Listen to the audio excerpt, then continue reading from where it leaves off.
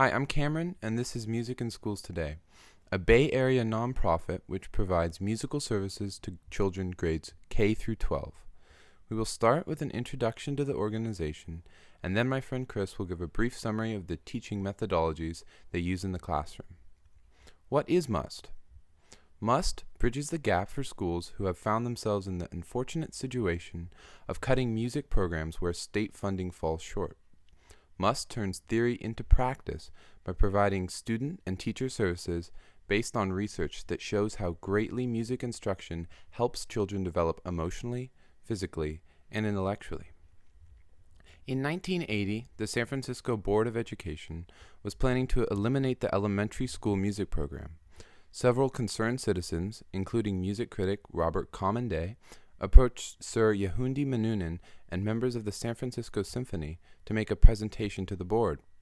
After Sir Menuhin's inspired address, the board gave a standing ovation and restored the music budget.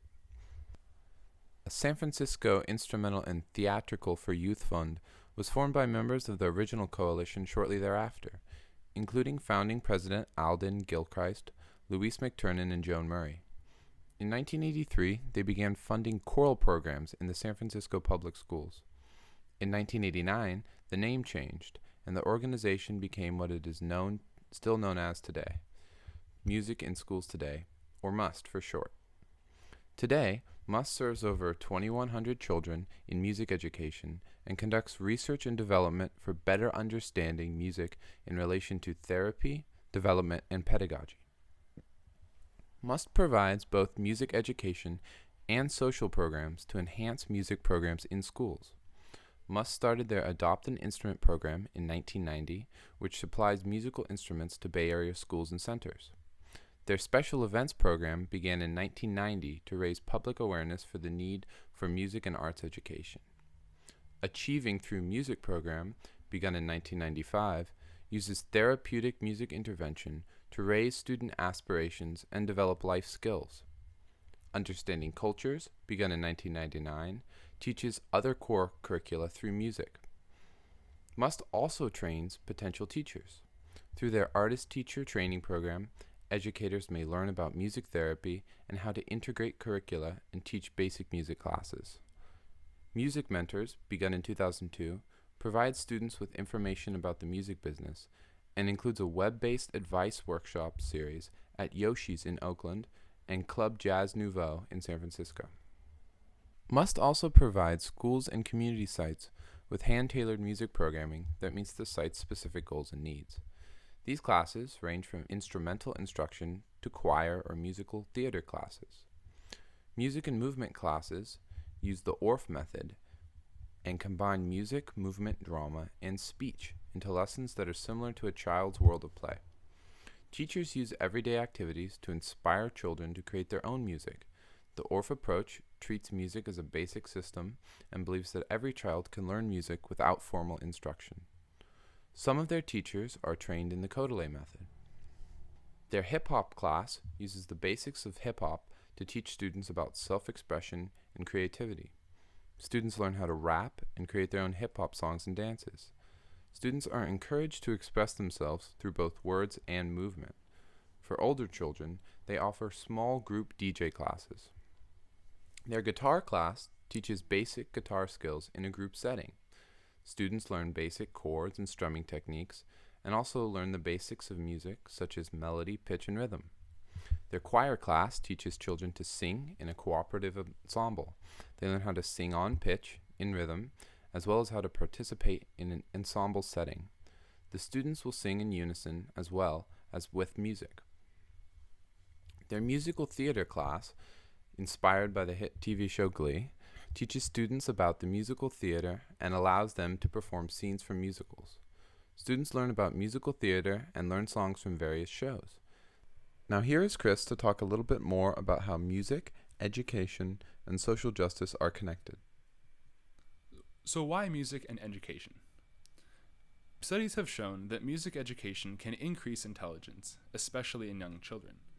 Music lessons provide children with numerous opportunity to practice skills such as concentration, memorization, improvisation, and learning abstract concepts and applying them to new projects. This takes us to a 2003 Canadian study. This study looked at how music lessons can affect a child's IQ. The study consisted of 144 children split into groups. 72 received free music lessons, keyboard or vocal. 36 received drama lessons, and 36 received no lessons at all. After 1 year, the children took another IQ test. The before and after were compared, and it was found that the children who received lessons had a greater overall increase in intelligence than those who received no musical education at all. From this, educators can determine that music is not just an aside or an extracurricular diversion, but it can be an important part of education, part of a holistic process of developing into a more complete person. With that, there are social justice implications of music education. Broadly speaking, music education has similar implications for social justice as any other subject. The Western education model that we are familiar with is designed to give the student facts and technical skill, in addition to practice in problem solving and critical thinking.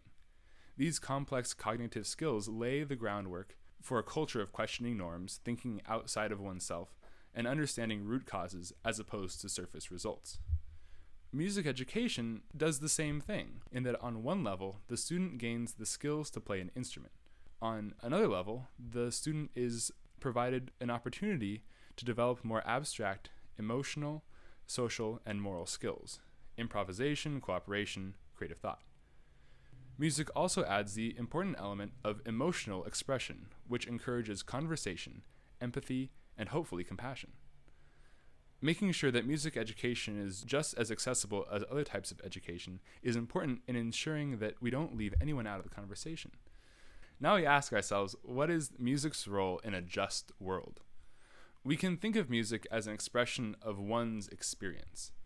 This includes both personal experiences, for instance, someone's emotions during the day, or communal experiences, like interacting with one another, within relationships, neighborhood, family, city, country, etc.